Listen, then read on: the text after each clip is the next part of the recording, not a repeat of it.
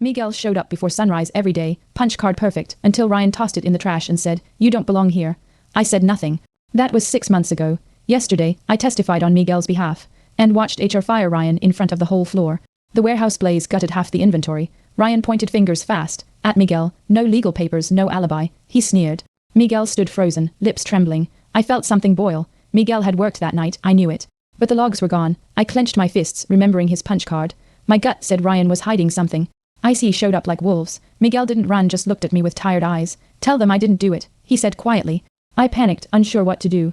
Ryan smirked in the corner, hands tucked in his jacket. My sister texted back, "False accusations against undocumented workers are common. Fight it."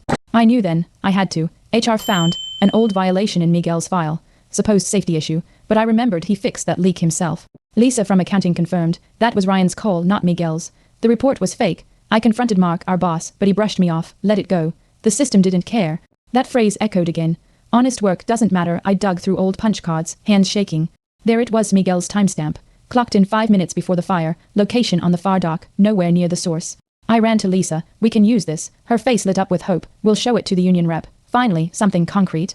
Miguel had proof. I wasn't letting go. Security footage emerged, but it was scrubbed, except for one frame, Ryan near the flammable bin, alone, holding a lighter. I stared at it, jaw-dropping. He did it. I showed Lisa. He framed Miguel. She whispered. We sent it to the rep. My heart pounded. Was it enough? Miguel still sat in a detention center, unaware his story was shifting. The union filed an emergency review. Ryan's face turned gray when he saw the footage and the punch card. "You went behind my back," he snapped. I didn't flinch. Someone had to. Mark tried to save face, but the union rep replied, "Covering this up could cost your contract." Miguel's name was cleared, but IC had already made its move. Miguel called me one last time from detention. "Thank you," he said. "At least they know I didn't do it." I cried after the call. My sister hugged me. "You fought, but it wasn't enough." He was sent back. Justice had come too late, but not entirely. I looked at his punch card, now framed on my wall. I joined Lisa and my sister at a rally for immigrant workers. I stood on a crate and told Miguel's story.